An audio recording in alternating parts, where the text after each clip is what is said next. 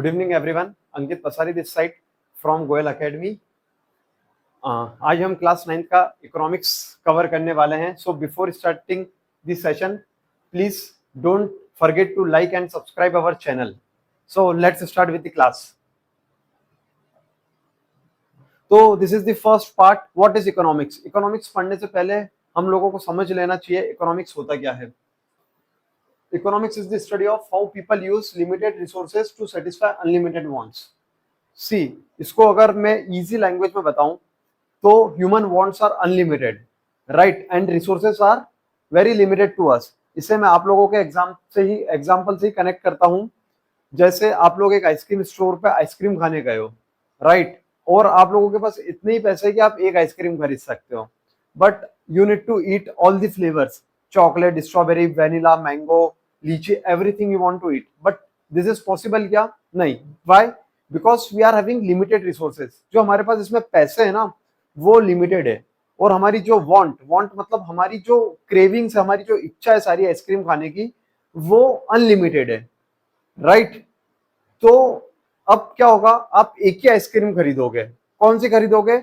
जिससे आपको ज्यादा सेटिस्फैक्शन मिलेगा, जिस आइसक्रीम से आपको ज्यादा सेटिस्फैक्शन मिलेगा, right? You will buy that ice cream only which gives you the maximum satisfaction. तो कौन सी? Just for an example, chocolate. तो आप क्या खरीदोगे? फिर चॉकलेट आइसक्रीम खरीदोगे। So this is what economics is what all about. आपने जो आइसक्रीम का डिसीजन लिया ना, to buy chocolate flavour, that is economics only. कि आपको you need to eat all दी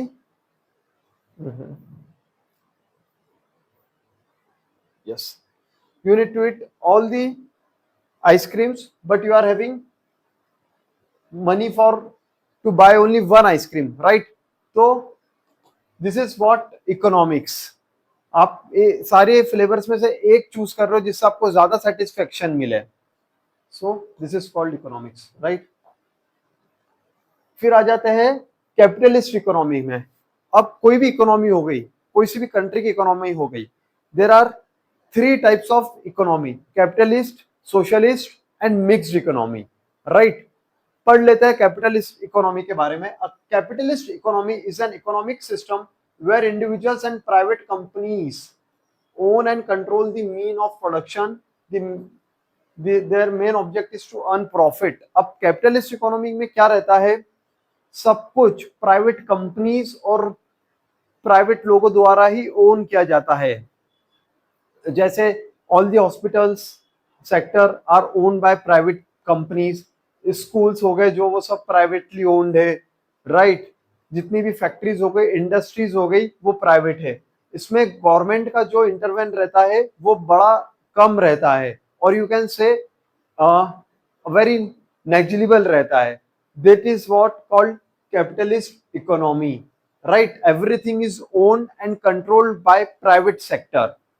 इसको आप यूं भी समझ सकते हो कि हर चीज पे प्राइवेट कंपनीज ही ओन कर रही है। तो इस इकोनॉमी का क्या ड्रॉबैक रहेगा? ये ड्रॉबैक रहेगा कि हर चीज, जो भी चीज वो कर रहे हैं, प्रॉफिट मोटिव से ही कर रहे हैं। तो कोई सोशल उनका मोटिव नहीं रहेगा कि to serve all the sections of society. Might be poor section हो गया, मिडिल क्लास हो गया, उन लोगों के बारे में ध्यान नहीं रखा जा सके। उनका main motive for private sector is to earn profit only, right? फिर आ जाते हैं सोशलिस्ट इकोनॉमी में। सोशलिस्ट इकोनॉमी वो इकोनॉमी रहती है जिसमें हर एक चीज जो भी रहता है वो, a socialist economy is an economic system where the government owns and control most resources and industries। इसका हर एक चीज गवर्नमेंट द्वारा ही कंट्रोल किया जाता है या ओन किया जाता है। इसका क्या बेनिफिट रहेगा? Their motive is to serve the people, to serve the society, right? आपने देखा होगा गवर्नमेंट हॉस्पिटल्स रहते हैं, वहां बहुत कम रुपए में या ना के बराबर रुपए में अच्छे से ट्रीटमेंट मिल जाती है पेशेंट को, right? Why? Because their motive is not to earn money, their motive is to serve the society. Government school में एजुकेशन बच्चों को फ्री में दी जाती है। क्यों? क्योंकि उनका मोटिव पैसे कमाना नहीं है। सो this is what socialist economy. फिर एक थर्ड इकोनॉमी आ जाती है मिक्स्ड इकोनॉमी, जिसमें गवर्नमेंट और प्राइवेट सेक्टर दोनों का ही इंटरवेंट रहता है उस इकोनॉमी में, और वो इकोनॉमी में सोशलिस्ट और कैपिटलिस्ट दोनों ही इकोनॉमिक्स के मेरिट पॉइंट्स को होल्ड करते हैं। Try to eliminate the demerits of both the economics, तो उसे बोलते हैं मिक्स्ड इकोनॉमी, जहां गवर्नमेंट और प्राइवेट सेक्टर मिलके काम करते हैं। अब देख लेते हैं what is the difference between capitalist economy and socialist economy. तो एज ऑलरेडी डिस्कस्ड, यहाँ पे सब चीजें प्राइवेट ओनरशिप रहती है, hospitals, industries, right, everything is being owned and controlled by private sector. इसमें रहता है गवर्नमेंट ओनरशिप, इसकी जो ओनरशिप रहती है वो गवर्नमेंट द्वारा कंट्रोल की जाती है, सरकार द्वारा कंट्रोल की जाती है बच्चों। इसका जो मोटिव रहता है वो प्रॉफिट ओरिएंटेड रहता है। कोई भी आज प्राइवेट आप देखोगे, स्कूल हो गया, इंस्टीट्यूट हो गया, हॉस्पिटल हो गया, उनका मोटिव क्या रहता है? प्रॉफिट। और गवर्नमेंट का मोटिव क्या रहता है? Social welfare. हम कहीं भी जाएं, हम किसी भी गवर्नमेंट इंस्टीट्यूशन पे जाते हैं, हॉस्पिटल में जाते हैं, किसी इंस्टीट्यूशन में जाते हैं, किसी स्कूल में जाते हैं, किसी कॉलेज में जाते हैं, या फिर किसी यूनिवर्सिटी में जाते हैं, आप देखोगे वहां फी स्ट्रक्चर या जो भी चार्जेस स्ट्रक्चर रहता है वो कंपैरेटिवली बहुत लो रहता है एज पर to private sector. Why? Because there is motive is not to earn money. Again I am repeating, socialist economy का मोटिव पैसा कमाना नहीं रहता है, उनका मोटिव रहता है to serve the society. Private sector में हमेशा कंपटीशन ज्यादा मिलेगा, इसमें लेस कंपटीशन रहेगा। बिल्कुल सही बात है। आज प्राइवेट सेक्टर में आप देख लो, कोई सा भी ले लो, आप क्लोथिंग ब्रांड ले लो, मोबाइल इंडस्ट्री ले लो, कार्स की बात कर लो, automobile sector, any sector, there would be a very high competition, right? Why? Because every company needs to earn money. But जहां सोशल वेलफेयर की बात आती है, जहां सोसाइटी की बात आती है, बहुत लेस कंपटीशन रहता है, राइट? क्योंकि सोशल वर्क मोस्टली गवर्नमेंट द्वारा ही किया जाता है, तो इसमें कंपटीशन बड़ा न के बराबर रहता है। प्राइवेट ओनरशिप में गवर्नमेंट का कंट्रोल एक लिमिटेड रहता है और इसमें फुल्ली कंट्रोल रहता है। So these are the 4 differences of private and socialist economy, or you can also say the capitalist and socialist economy. Now let's discuss what are the human wants. So human wants are the desire or wish of people for goods and services characteristics, right? wants क्या होती है? हमारी Dzire होती है, हमारी चाहत होती है कि यार मुझे ये बाइक चाहिए, this is my want, right? जो हमारी डिजायर होती है, मुझे ये फोन चाहिए, मुझे आईफोन 17 चाहिए, दिस इज अवर वांट। ये हमारी चाहत रहती है, हमारी डिजायर रहती है। तो फर्स्ट चीज, want is always unlimited in number. बिल्कुल सही बात है, wants are unlimited. For an example, अगर आज आपको कोई फोन चाहिए, 6 महीने बाद आपको सेकंड फोन चाहिए रहेगा, बिल्कुल फैक्ट है, ये आपके साथ नहीं, दिस इज ह्यूमन टेंडेंसी, ये सभी के साथ होता है। फिर secondly, this wants are vary, right, from person to person, this wants are vary from person to person, right? हो सकता है कि कोई छोटा बच्चा, उसको साइकिल की चाहत हो, आप लोगों को बाइक की चाहत हो, मुझे किसी और की चाहत हो, right? See, same example, a student may want bicycle, smartphone, new clothes, a laptop, but a young man wants something else.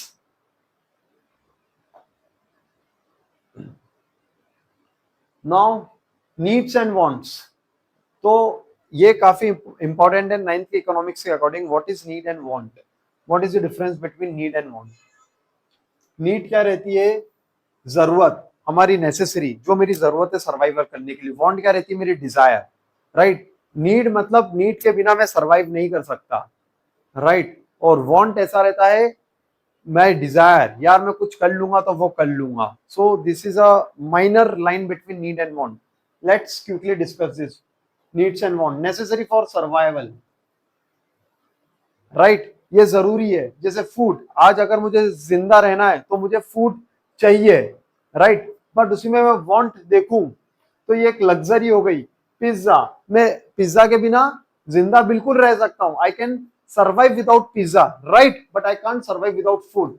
अब पिज्जा मुझे खाना, ये मेरी डिजायर है, ये मेरा कंफर्ट है ना, मुझे अच्छे कपड़े पहनना है, ये मेरा कंफर्ट है, और मैं कैसे भी कपड़े पहनूं वो मेरी नीड है, राइट। वाटर, बिल्कुल सही बात है, पानी के बिना हम जिंदा नहीं रह सकते, but soft drink, this is your desire, right. So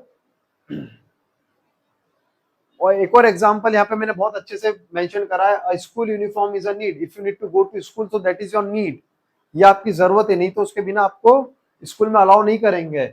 but designer sneaker are a want, अब आपको स्कूल एनुअल फंक्शन में डिजाइनर स्किनर पहन के जा रहा है तो वो आपकी नीड नहीं है, वो आपकी वांट है, वो आपकी चाहत है, you need to impress the society, right. Opportunity cost पे आ जाते हैं अब। Opportunity cost is the value of the next best alternative that is given up when making a choice, right? Example देख लेते हैं पहले, you spend your evening watching a movie instead of studying, this is what, आपने study नहीं करी है, movie देखी है, तो इसमें अपॉर्चुनिटी कॉस्ट क्या आएगी, स्टडी टाइम आएगा। तो बेसिकली अगर इसको आपके आसान शब्दों में, आसान भाषा में बताऊं, opportunity cost is the cost which is lost, right. For an example, इस एग्जाम्पल में दे रखा है कि मैं दो काम कर सकता था, या तो मैं मूवी देख सकता था या पढ़ सकता था, राइट। अब मैंने क्या करा उसमें, I have not studied, I have watched movies, तो मेरा अपॉर्चुनिटी कॉस्ट क्या हो गया इसमें, जो मैंने लूज कर दिया, जो मैंने लॉस्ट कर दिया। इसको एक और एग्जाम्पल से समझाता हूं। सपोज मेरे पास, मैं ग्रेजुएट हो गया, आप लोग ग्रेजुएट हो गए, आप लोगों के पास 3 जॉब के ऑफर आए, one is from company A, one is from company B and one is from company C. One is offering you 20,000 rupees, B is offering you 15,000 rupees, C is offering you 10,000 rupees, right. ये 3 अलग अलग कंपनियां हैं, 3 का package 20,000, 15,000 and 10,000, right. So but obviously every rational consumer will choose this 20,000, है ना, आप लोग 20,000 का चूज करोगे। अब इसमें अपॉर्चुनिटी कॉस्ट क्या हो गई, अगर आपको निकालने का बोले तो बचे हुए ऑप्शन में बेस्ट क्या है, 15 और 10 में बेस्ट क्या है, 15 ना, तो 15,000 is your opportunity cost, right. The cost of next best alternative, जो चीज आप छोड़ रहे हो, अगर उसमें 2 या 3 चीजें, तो उसमें बेस्ट क्या है। मैंने 20,000 वाली नौकरी पकड़ी, 15,000 और 10,000 वाली job I have denied, so what is the next best alternative among these two? So this is what my opportunity cost, 15,000 is opportunity cost. एक और एग्जांपल देता हूं, I am having 500 rupees, I need to buy anything. अब 500 rupees में मुझे एक toy आ रहा है 400 रुपीज का, एक टॉय आ रहा है 300 रुपीज का, और एक टॉय आ रहा है 200 रुपीज का, राइट। और इसको भी 300 का कर दो and make this 350, 400, 350 and 300, I am having 3 toys which I am buying this one. अब मैंने कौन सा छोड़ दिया इसमें, 350 वाला और 300 वाला, तो इसमें से नेक्स्ट बेस्ट कौन सा ले सकता था मैं, 350 वाला, right. So this is my opportunity cost, जो next best alternative I lose, that is my opportunity cost.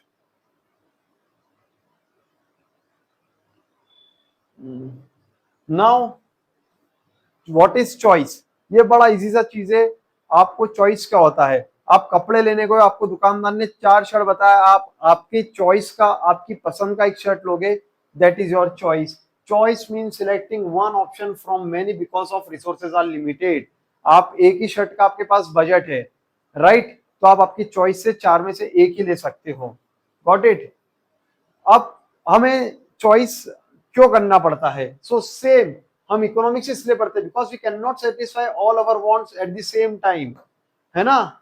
Student has 500 rupees, either वो स्कूल बैग ले सकता है और स्कूल हेडफोन ले सकता है, अब ये उसे चॉइस करनी पड़ेगी। आप शर्ट लेने गए हो, आपके पास एक ही शर्ट के पैसे हैं, आप 4 शर्ट नहीं बाय कर सकते, तो you need to make a choice, this is what choice means.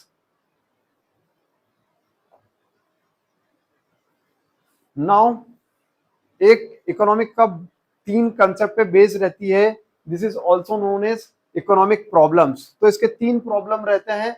Every economy faces three basic problems because resources are scarce. Scarce का मतलब क्या होता है, डरो मत यार ये वर्ड को देख के, स्केर्स का मतलब वही रहता है लिमिटेड, है ना, स्केर्सिटी बोलते हैं ना। तो we are having a limited resources, तो that's why every economics is having three problem because we are having limited resources or you can say scarce resources. So first is what to produce. अब मेरे पास जो भी given resources है, किसी economic के पास कोई भी गिवन रिसोर्सेस है, तो हम उस रिसोर्सेस से we can produce multiple things, right. तो हमें उसमें से बेस्ट चॉइस निकालना पड़ेगा व्हाट टू प्रोड्यूस, कौन सी चीज से मुझे ज्यादा फायदा है, राइट। सपोज मेरे पास एग्रीकल्चर लैंड है, तो मैं क्या प्रोड्यूस करूं जिससे गेहूं या चावल, जिससे मुझे ज्यादा प्रॉफिट हो। मेरे पास कोई इंडस्ट्री, कुछ रॉ मटेरियल है, तो मैं क्या बनाऊं उससे, right. Either I can make, suppose मेरे पास टेक्सटाइल इंडस्ट्री है, so what to produce clothing I can produce industrial cloth, what should I produce, है ना। तो पहली चीज ये रहती है कि मेरे पास जो गिवन रिसोर्सेस है, किससे मुझे सबसे ज्यादा बेनिफिट होगा, what I can produce. So this is what to produce, how to produce. Then second problem आती है इकोनॉमिक्स की, पहले आपने सोच लिया व्हाट टू प्रोड्यूस में आपको क्या बनाना है, फिर सेकंड प्रॉब्लम आएगी हाउ टू प्रोड्यूस, कैसे बनाना है ना। क्योंकि आप कुछ भी बनाओगे, उसको भी बनाने के there would be a method, there need to efforts you need to put. तो सेकंड हमारी इकोनॉमिक प्रॉब्लम आ जाएगी हाउ टू प्रोड्यूस। आपको मशीन्स के द्वारा बना रहा है, आपको मैनुअली बनाना है, आपको लेबर इंटेंसिव जाना है, आपको कैपिटल इंटेंसिव जाना है, आपको कैसा जाना है, राइट। तो ये चीज आ जाती है हाउ टू प्रोड्यूस में। फिर थर्ड आ जाता है फॉर होम टू प्रोड्यूस, किसके लिए बनाना है, आपका कस्टमर कौन है बेसिकली, आप किसको आपका प्रोडक्शन के बाद सामान बेचोगे, राइट। तो this is what three economics problem.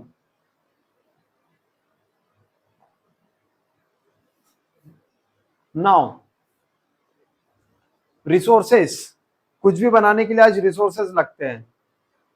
जैसे मेरा कपड़े का फैक्ट्री है, फॉर एन एग्जाम्पल, है ना, किसी का कपड़े का फैक्ट्री है, तो उसके लिए भी रिसोर्सेस चाहिए उसको। रिसोर्सेस कई प्रकार के रहते हैं। एक कपड़े की फैक्ट्री में देयर आर ह्यूमन रिसोर्सेज, उसका लेबर काम कर रही होगी, right. There are raw materials, है ना, तो रॉ मटेरियल आ जाएगा हमारे पास आ जाएगा natural resources, man made resources. So these are the resources. Now resources के भी थ्री टाइप्स होते हैं। एक तो natural resources which are obtained from nature, example tree, water, mineral, mountain, है ना। किसी चीज को बनाने के लिए नेचुरल रिसोर्सेस में आ गया, जो चीजें मैन मेड नहीं है। सपोज आपको किसी में पानी चाहिए, किसी इंडस्ट्री में बहुत ज्यादा पानी का रिक्वायरमेंट है, तो वो हो गया नेचुरल रिसोर्सेज में आ गया।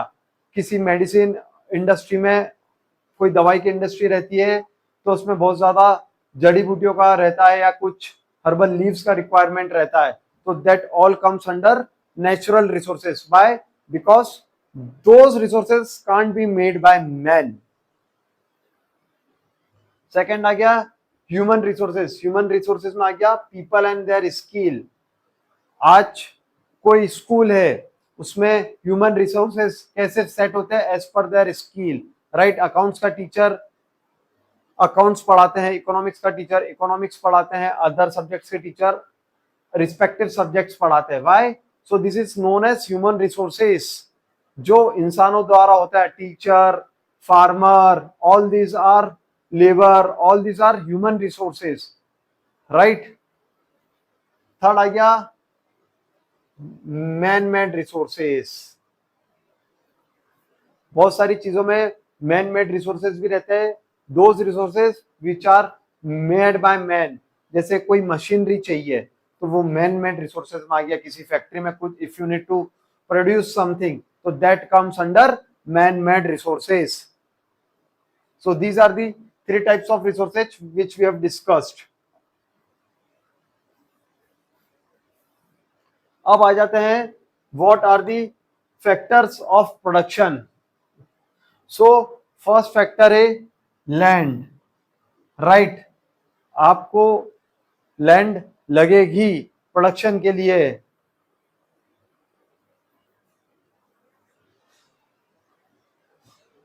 फोर फैक्टर्स ऑफ प्रोडक्शन में क्या आ जाएगा?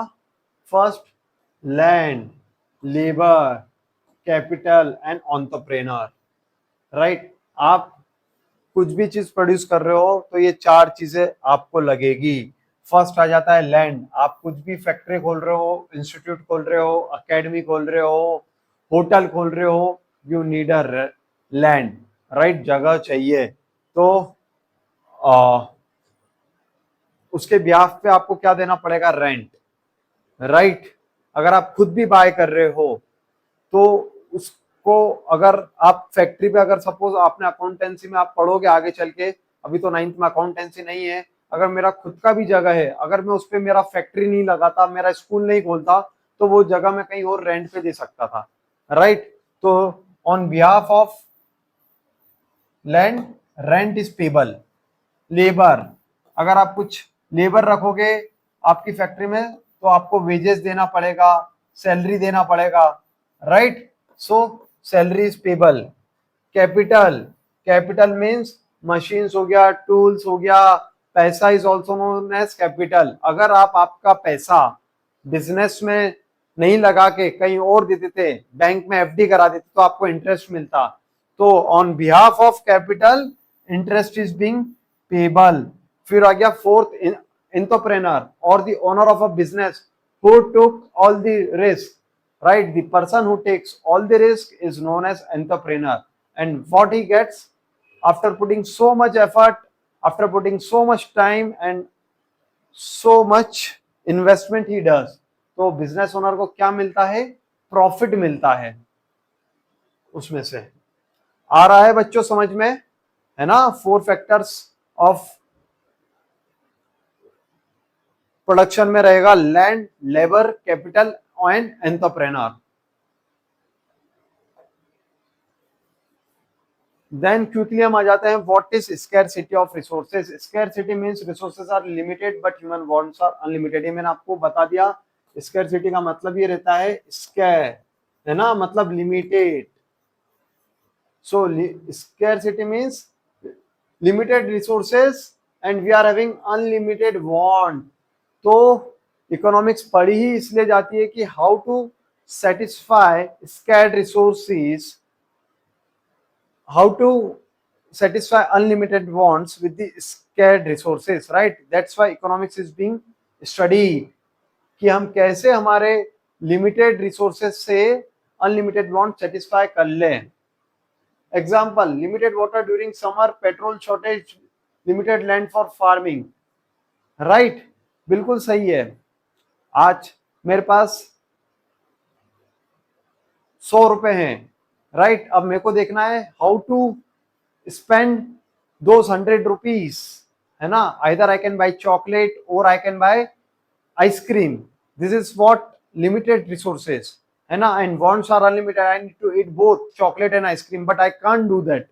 सो that's why this is what scarcity means, है ना? तो ऐसा इकोनॉमिक में भी बहुत जगह रहता है जब हमारे पास रिसोर्सेज कम रहते हैं बट वांट बहुत ज्यादा रहती है. अब ये स्कैरसिटी की प्रॉब्लम क्यों होती है, राइट? तो इसका पहला मुख्य जो कारण है वो है human wants are unlimited, right? ये ऐसा आपके साथ या मेरे साथ नहीं, ये सभी के साथ है. This is human tendency that our want is unlimited, right? Human needs everything, everything. बिल्कुल सही. आप देखिए, आप छोटे हो गए आपको साइकिल चाहिए थी, राइट? फिर आप बड़े हुए आपको फोन चाहिए होगा. आप लोगों के पास फोन भी आ गया होगा जिससे आप ये मेरा वीडियो देख रहे हो, है ना? अब आपकी चाहत बाइक की होगी, थोड़े टाइम में, साल 2 साल में आप बाइक भी ले लोगे. फिर आपकी कार की चाहत रहेगी. ऐसे है ना, आपकी जो चाहत है ना वो कभी खत्म नहीं होगी. ना मेरी हुई है और ये कभी किसी की नहीं होती है. तो this is what human we say human wants are unlimited. तो स्केयर रिसोर्सेज का सबसे बड़ा रीजन यही है, ह्यूमन वांट्स आर अनलिमिटेड। फिर जो सेकेंडरी रीजन उसमें आ जाता है population growth. Definitely we are having, population भी तेजी से बढ़ रहा है, right, we are having a huge population, so this is also a reason. And secondly natural resources are very limited. This is what obvious, natural resources are limited, whether it's minerals, tree, water, everything, these are limited, है ना, and we can't satisfy unlimited wants with the limited resources. That's why economics is being studied, economics is being taught. Now, economic activity and non-economic activity, ये class 9th का काफी important part है। Economic activity और non economic activity क्या होता है? Economic activities are those activity in which money is involve. इसको बिल्कुल आसान भाषा में बोला है, जहां मनी इन्वॉल्व रहती है वो इकोनॉमिक एक्टिविटी हो गई। Non economic activities are those activity which are done out of care, out of love, out of emotion. इसमें पैसा का कोई इन्वॉल्वमेंट नहीं होता। इसको एग्जाम्पल से समझते हैं। मैं किसी कॉलेज में लेक्चर लेने गया, उसके बिहाफ पे मुझे पैसा मिला, तो वो क्या हो गया? इकोनॉमिक एक्टिविटी हो गई, right? Why? Because I am taking lecture and on behalf of that I am taking money, है ना? या कोई भी कुछ काम हो गया, आप लोग रेस्टोरेंट में खाना खाए, बिल पे करके आए, that is economic activity, right? Suppose आप लोगों के फादर किसी प्रोफेशन में है, वो कुछ कहीं काम करके आए और उनके बिहाफ पे उसको पैसा मिला, उनको पैसा मिला, तो that is known as economic activity, है ना? अब नॉन इकोनॉमिक एक्टिविटी क्या रहेगी? मैंने घर पे मेरे बच्चे को पढ़ाया, अब मैं उससे पैसा तो नहीं लूंगा ना पढ़ाने का, राइट? ये क्यों करा मैंने? बिकॉज वो मेरा बच्चा है, आउट ऑफ केयर मैंने करा, आउट ऑफ लव करा, right? So this is called non economic activity. आप रेस्टोरेंट में खाना खा के आए थे, पैसा दे के आए थे, घर में आपने वही खाना आपकी मम्मी ने बड़े प्यार से आपको खिलाया, तो out of care, out of love, out of emotions खिलाया ना। घर पे अपन पैसे देते हैं क्या? नहीं, that is non economic activity, right? जो इसको और इजी लैंग्वेज में इफ आई पुट, तो जो अपनेपन से हो रहा है, जो काम हम प्यार से करते हैं, अपनापन से करते हैं, that is known as non economic activity. और जो हम जिस the activities which are done to out of motive to earn money is known as economic activity, right? So this is the, now just go through the some examples which I put for you guys. Example: doctor treating patients. Obviously if doctor is treating someone, on behalf of that he takes some fees, तो वो क्या? Economic activity.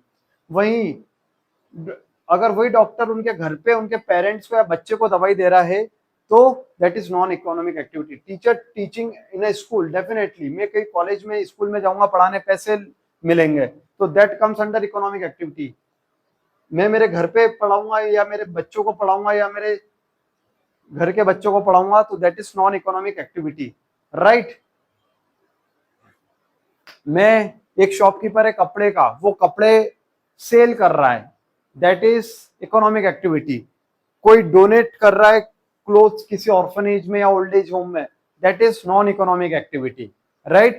Because non economic activity, again I am repeating, is done out of love, care, emotions, right? इसका motive पैसा कमाना नहीं रहता है। Economic activity का पैसा मोटिव कमाना रहता है। Okay, so we are done with the class 9th economics. Class 9th में इस साल ये सब टॉपिक्स ऐड हुए हैं इकोनॉमिक्स के। I hope you guys have understood this chapter very well. If you are having any doubt, feel free to put your doubts in comment section. We will get back to you, right? Thank you for being so kind and thank you for being so nice.